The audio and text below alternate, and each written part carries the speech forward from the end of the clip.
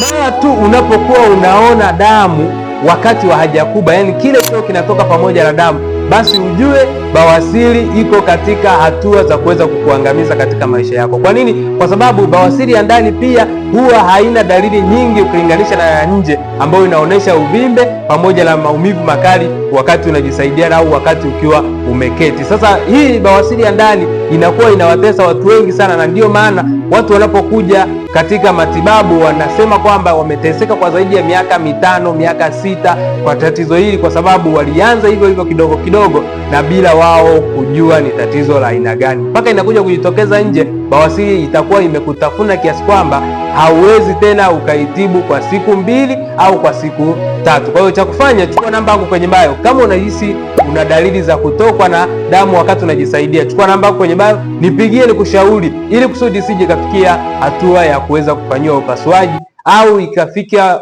hatua ya uvimbe unatoka nje ya njia ya haja kubwa. Itakusaidia sana hii. Na kama umeipenda video hii, share na like, pia comment kwenye comment section kama una tatizo hili, niweze kupata moja kwa moja nikusaidie tatizo lako. Asante na karibu.